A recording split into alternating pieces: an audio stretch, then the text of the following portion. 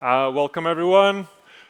First off, like you guys already heard, we're going to be talking about Mindshare, whether crypto is losing it compared to other industries when it comes to builders and founders. So first off, I just want to go one by one and do a very brief round of introductions with Evgeny and you and Mert, and then we're going to get into the discussion.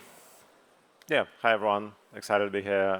Evgeny Gaevoy, CEO of Wintermute, basically one of largest crypto native market maker in the space, and yeah, us doing pretty much all people expect prop trading firm to do, and not necessarily what you don't expect to do. But yeah, excited here despite pretty brutal week in terms of dinners and drinks. Hello, everyone. My name is Yuhu. I'm the founder and CEO of Kaito. Kaito is building an information finance, InfoFi network in crypto. And some of the perspectives I can bring today is maybe my background of raising Kaito as initially an equity business, now being a token business. I spent roughly 8 years in traditional finance, investing in the equity space, but also at the same time, obviously, just launched our token in February. At the same time, kind of pretty much working with all the founders in the space through their TG process, building Mindshare, thinking about how the whole kind of a builder and user landscape is going. Hello, my name is Mert. I am the CEO of Helius, which is a developer platform, the biggest one on Solana. So we help people build fast, cheap, scalable applications. And I also shitpost a lot on the internet. First question, just to warm up for the topic, and it's for everyone in the panel. And I know all of us have been in the industry now for a lot of years. So are we now worse off than we were 5 years ago when it comes to competing for top builders, for top talent, for top founders? And if yes or no, then please quickly explain why. And then we're going to get into more with conservative Evgeny again. I think we are, like, if you take 5 years ago, if you would say like a year ago, we would be in the worst place. 5 years ago, I think we're in a much better place. Why? Like, despite the competition from AI and like some other industries, I think it's much better. It's much better to build in crypto at the moment, especially past 6 months with better regulatory clarity, better, basically developed ecosystems. Like, you have so much choice where to build on. You can build on Ethereum, Solana, whatever. It's basically just a lot more developed and a lot more safe in terms of like people basically don't expect crypto to go away anymore. Yeah, so from my perspective, maybe just a personal experience, I joined in crypto 2022. So starting Kaito, and then previously I was invested in a hedge fund. And at that time, when I was kind of making a switch, crypto was very, very attractive in terms of there's obviously kind of a booming optimism in terms of where adoption is going to go. There was no kind of a mass adoption of AI technologies is today. And this is literally the frontier of every builder, of where every builder wants to go. I think, fast forward to today, I think AI is taking mindshare from every single subsector across the world. I think that's the reality, because this is literally some of the most exciting stuff is happening. At the same time, I also think that crypto does have some of the idiosyncratic incentive alignment issues that we need to go through, and maybe we can cover that today. But specifically, I think obviously equity versus token, and in terms of token, how do you balance the expectation of community? How do you deal with all the counterparties, exchanges, market makers, etc. Is creating new challenges for builders who are thinking about where to go into the space, because there's so much. I think there's just so much incentive disalignment currently in the space. I'm happy to kind of cover more of this later today. So the question was whether we're better off than 5 years ago or worse off for builders. Yep. I think pretty undeniable that we're way better off for a few reasons. One is, well, 5 years ago, nothing really worked. Things were just, things maybe still don't work that well, but they work way better than 5 years ago. Obviously, no chains really scaled. Fees were a problem. Solana didn't exist. A bunch of these newer chains that are actually quite usable didn't exist. But also, during those cycles, you wouldn't really know if crypto itself as an industry would make it. Versus now, even if the market, let's say, is in a downturn, it doesn't feel existential. It just feels sort of like a bump. You know, the president has a meme coin in crypto, right? And so it's probably not going away anywhere. And the regulatory scene was much worse back then. I mean, it was much worse just last year. And so as a builder, you had to also have a bunch of worries about the legal side, the regulatory side, which I know, let's say, kept away a few pretty talented people that I know from like the West Coast. And that's not a thing anymore. So I think unquestionably we're way better off. You built a firm from the ground up, went through the entire motion of launching a token, you know, building a product that people are using, then launching a token, dealing with exchanges, market makers, all of that. Is that a path that you would recommend to a founder that doesn't know crypto that well? Like how difficult it is to go through all of that, to navigate all of that? Yeah, I think it's pretty daunting for a founder who's maybe initially outside of crypto to start thinking about just tokenization, tokenomics, all that kind of stuff from day one.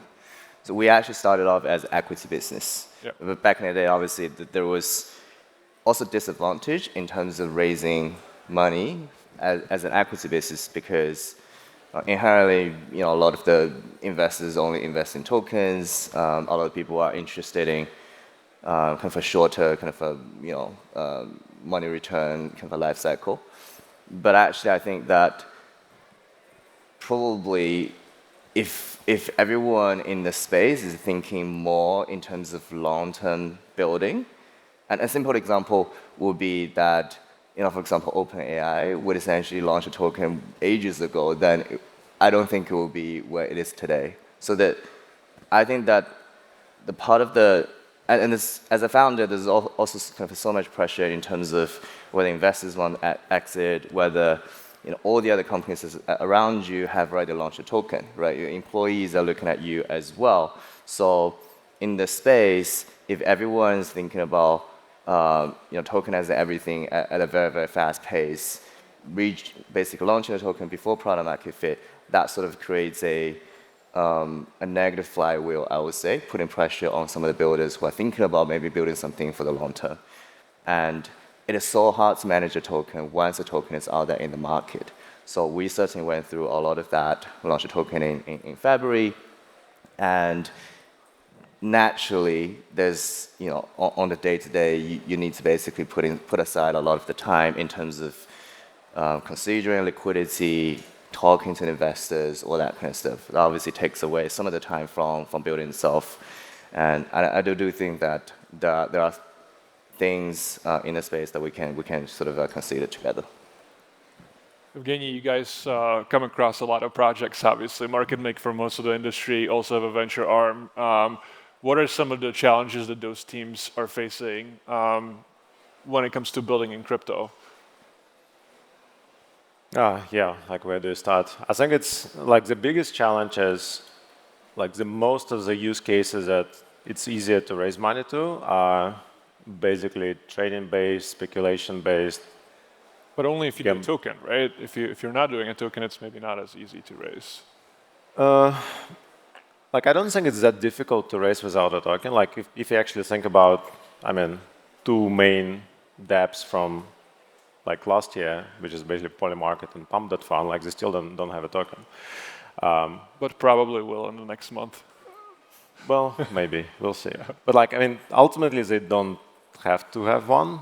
Yeah. And Pump.Fun would have been like a fantastic company that would be able to raise money, like if they ever need to, without needing token. And the best VCs out there, they do invest into like tokenless companies for sure. Like we do invest as well.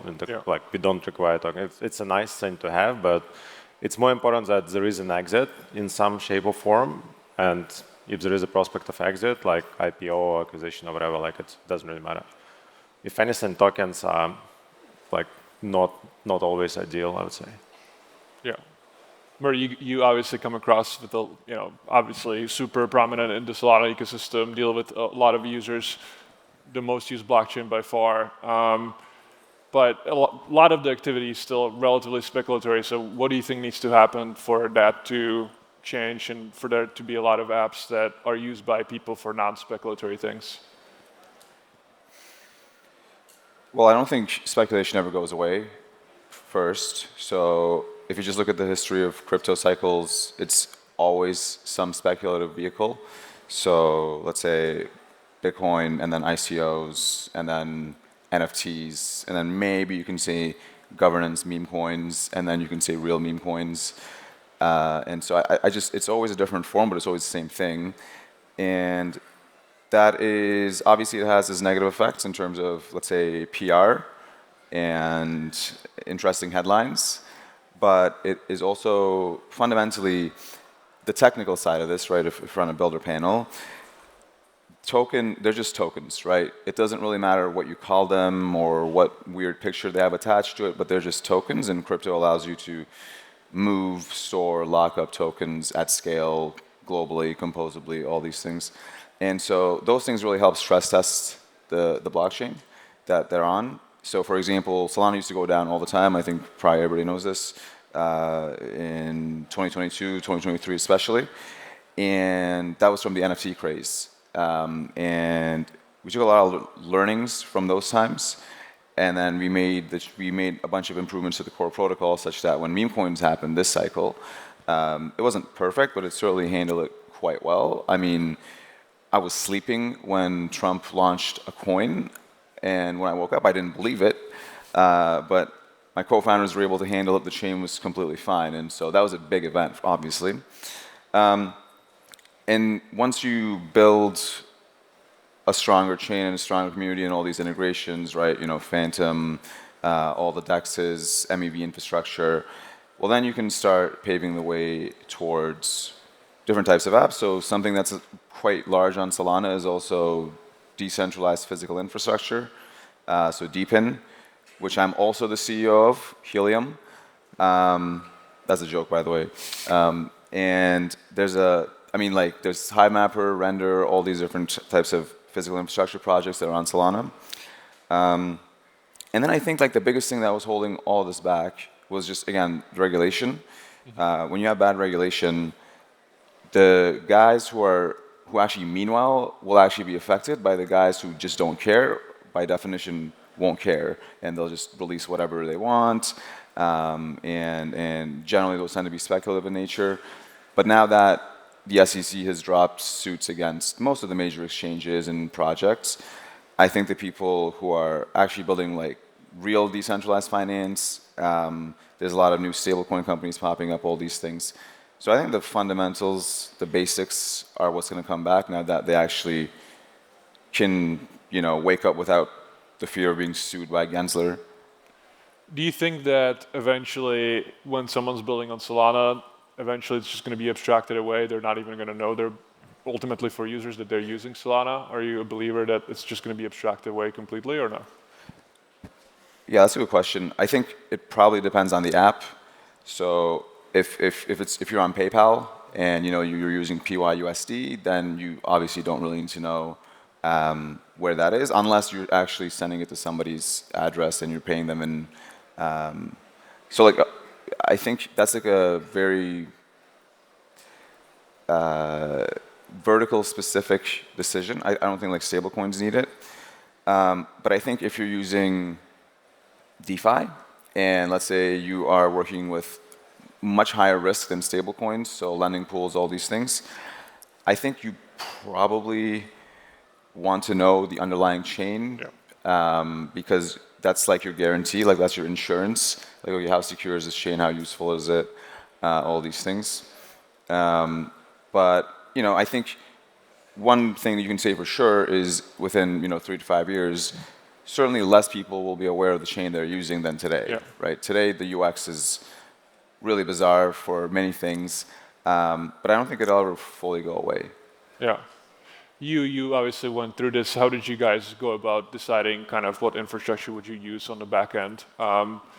Obviously, where the token would be issued and all that. Was it a difficult process, or was it obvious for you guys?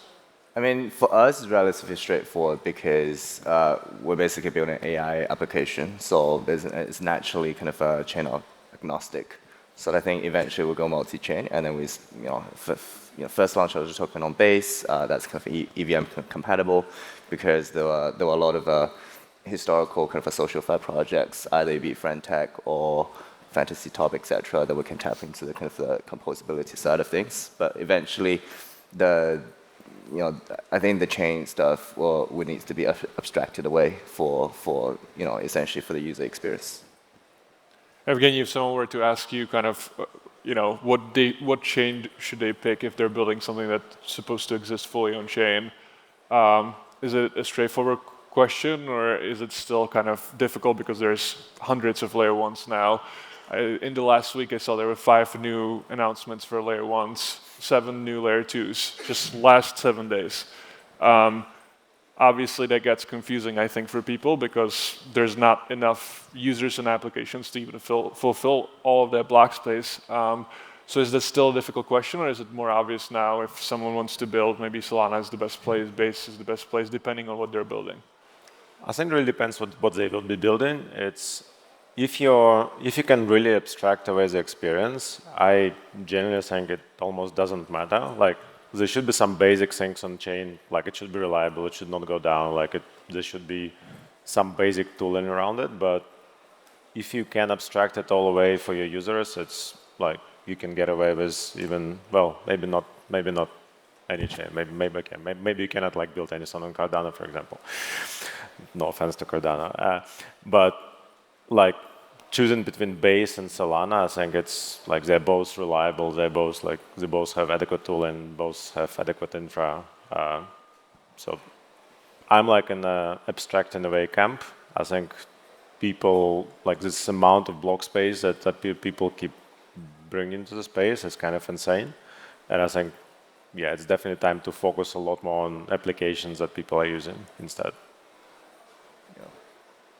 Mert, you mentioned some of the deepen apps that already exist in Solana, and some of them have decent amount of usage. Do you have any guesses on like what will be kind of the breakthrough deepen app or breakthrough user app that will get more people that are currently in the crypto space excited to start using things on chain? Yeah. Well, if I knew that, I'd be a very rich man. So I mean. So the question is basically, what's going to be the next breakout app? Yeah, like what do you think blockchains are good for when it comes to actually going for the mainstream usage, right? Like right now we're talking about AI, LLMs combined probably have 500 million users. Crypto has maybe 5 million if we're being generous when it comes to some like active users, right?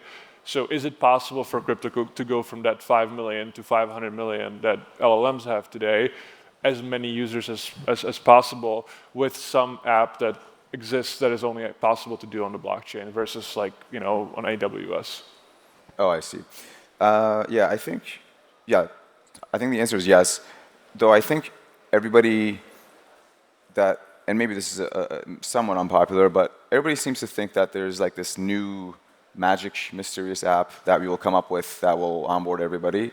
And in the past, I mean, for a while now, everybody keeps saying the next billion, when really they should be saying the next million, right? And really understanding their customer segments and who actually, what problems are actually being solved.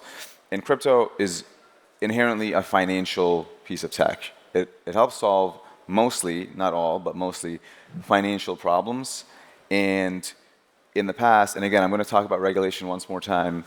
In the past, you couldn't do basic things like transfer money to certain jurisdictions or deposit your money or like even go on the front end of a website because the US government will block you, for example, or some other government.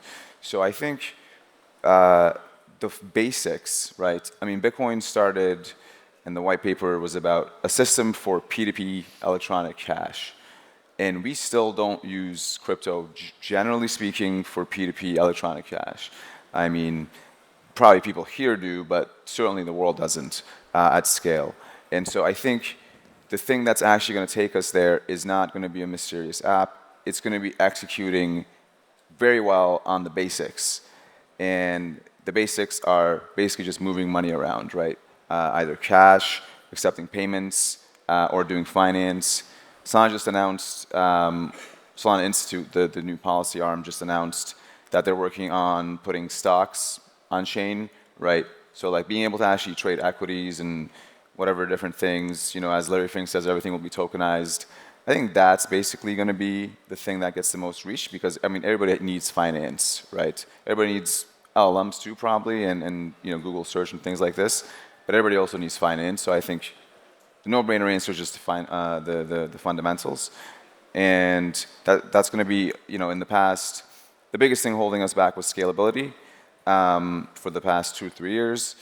And I think that's mostly gone now. I think there's still some work to do, but certainly all the new chains coming out, but also the existing ones that are improving, will be able to scale pretty well. And then it's going to be about execution, who leads the charge. It seems like the US-based teams, there's a lot of new stablecoin companies that are coming out from what I've seen, even like unsexy banking APIs and Rails and all these things. And that's generally what it takes. So I think the thing that'll take crypto to, let's say, 500 million is just going to be the fundamentals, payments. Evgeny, you obviously deal with regulations a lot as one of the largest market makers, and things definitely change, like Mert said, with the new administration. We have Eric Trump speaking here in like 45 minutes. I don't think that is something that should be taken lightly. What has changed for you guys as a market-making firm and firm that works with a lot of projects when it comes to just the regulatory change, how everyone approaches it these days compared to 6 months ago? Yeah, I think it's primarily on the US side. It's like the biggest change is that you can have conversations with lawmakers, you can have conversations with basically agencies like SEC, for example. It's a pretty big change for us, but also for the whole industry as well. Like we all see in SEC doing the roundtables. We see Hester Pierce being like very vocal about like how she wants industry also to evolve in terms of disclosures, for example, which I think it's maybe not the way forward that I don't know most like cypherpunk people want to have, but if SEC ultimately becomes a force for good in terms of proper disclosure regime, yeah, I think it will help the industry massively because it should help us to basically read away all the bad actors ultimately, and just increase transparency pretty radically because currently just we all thought that we will self-police stuff, but like we just still failing at that. Maybe I'll just chime in from the regulation perspective, because I think from a builder perspective, now is definitely a much more favorable regulation backdrop, because there's still kind of an ongoing process in terms of, builders are thinking whether I should accrue value to my token or how should that be addressed to avoid situations such as, like for example, like the Zora launch, it was a very explicit, the token's just for fun. I think over time, stuff like that, I think will be less and less if the regulation clarity is improved. So over time, then you can think about kind of the two camps of tokens. One is just for speculation, for fun, short cycle, etc., all that kind of stuff. I think people naturally have a need for that. But then the other camp will be long-term aligned tokens who are accruing fundamental values, serious builders building for tangible use cases. And I think that if I think about kind of the builder mindshare problem, I think, for example, for market makers, I don't think you guys, being someone from traditional finance, I think crypto is still very, very attractive for anyone from Wall Street or the finance industry to essentially come and essentially build things. But I do think that from a builder perspective, there are certain things that needs to change. Even under the current regulation framework, there are obviously more and more fundamental projects that are kind of aligning their value more with the token holders, etc. But at the same time, from a founder and token design perspective, there's still a lot of misalignment. So a simple example would be everything is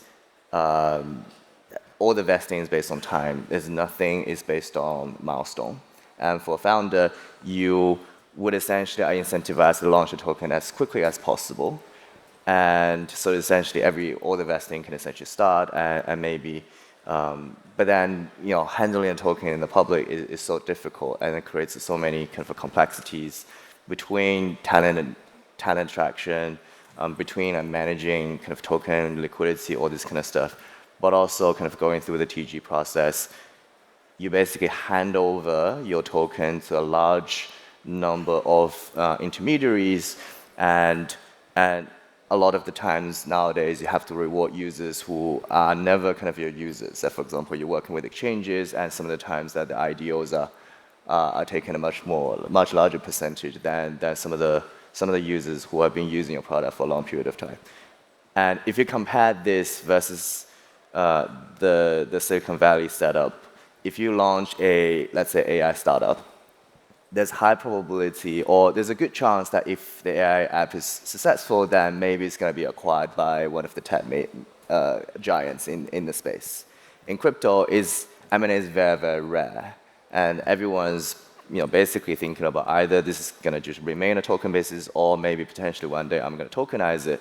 But if you're already a very, very successful and profitable equity business, why would you then tokenize a business? Because especially given that currently there's so much liability in terms of launching a token, right? So liability in terms of user expectation, everyone's airdrop, but at the same time, no one's going to be happy at the end of the day.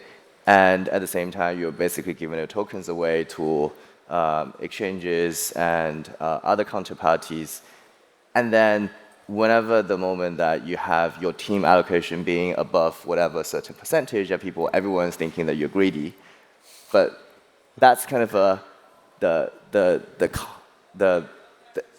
what should actually be happening is the complete opposite, right? Because if you think about kind of a Silicon Valley model, then you basically earn up to all the stuff that you're building, and then trying to be as long-term aligned as possible with the value that you're going to be creating. So I think that a lot of the incentive structure does have to change, and expectation, the way that all the intermediaries are working together, etc. Or I think every kind of a party in the crypto space have to be working together on that.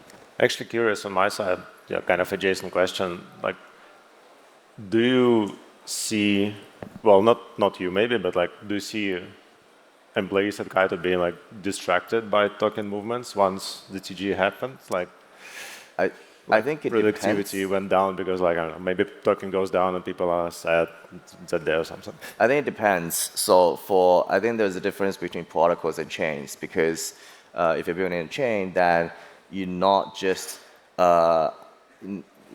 you obviously have your own team, right? So labs team, but also you have all the other protocols that are building on top of your chain. So typically, it's very, you tend to lose apps if your token prices go down a lot. Obviously, it's much easier. I would say it's relatively easier if you're just a protocol yourself. Then you can still come up with incentive. People have perfect visibility in terms of where the company is going to go in the future, your treasury, all that kind of stuff. But obviously, in terms of building a chain, I think is a completely different setup. Yeah, my kind of intuition is it must be pretty distracting. Like, I think it's much easier to build while the token is still not out yet, because you can just like laser focus on that. Yes. And once the token is out, first of all, you lose like a lot, like you do lose quite some mindshare because people don't wait for your TG anymore. But internally, like there are like stories in normal Web2 world as well. Like once companies do IPO, like people just start watching the stock charts all the time. Yep. And just, very distracting. But also from a builder perspective, like the top talents in Silicon Valley is basically all going to be joining early stage startups for the upside rather than late stage, mega tech companies, because there's a limited upside. Is the token already or equity already in the public? And is it challenging that, especially in crypto, you have the mindset of like users is that there's this expectation of a token in the future, so everyone's using the chain, ultimately just like cybeling or whatever, or just doing things so that they're rewarded with the token. And as soon as you drop the token, there's like inherently less interest because all of a sudden there's like less ways to make money. Has that been difficult for you specifically, where like there's so much anticipation into the token launch, so much interest, and then as soon as it happens, it kind of like starts fading away? Like how have you countered that? I think just speaking of our own experience, our mindshare has been very high post TGE, but primarily because we are building a tangible product that people can use. They're very, very sticky user base.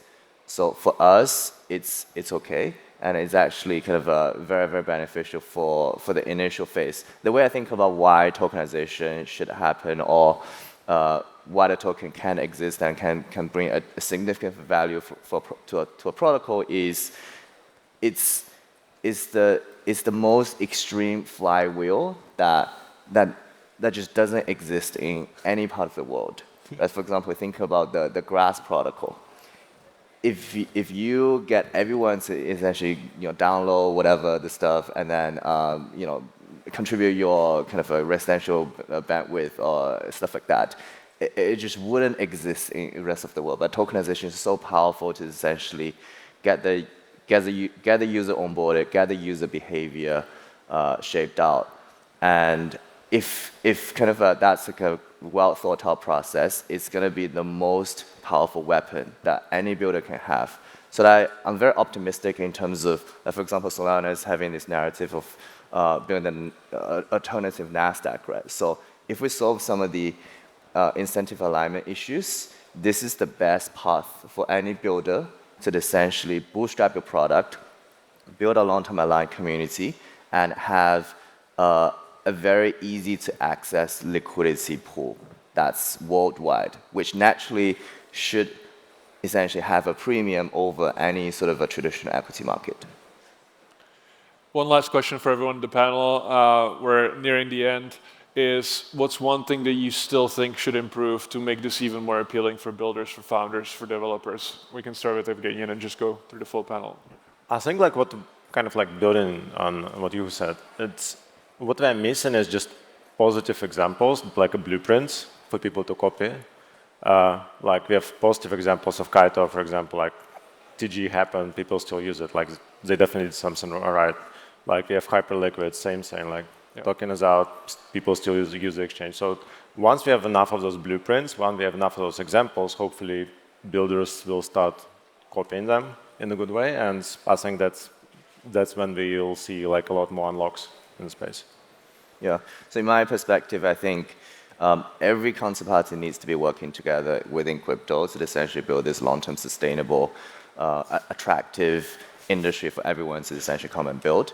And I think that naturally is if we can make it so that we have a speculative camp and we have a serious builder camp, the serious builder camp can always have a very easy access to capital. Once you launch a token, people can see all the proper disclosure, how well you are managing your company, and maybe have a sort of a milestone-driven investing so that you're not extracting liquidity, but you're actually realizing value. After you realize value, you can basically choose to divest the ownership, realize the upside, whatever.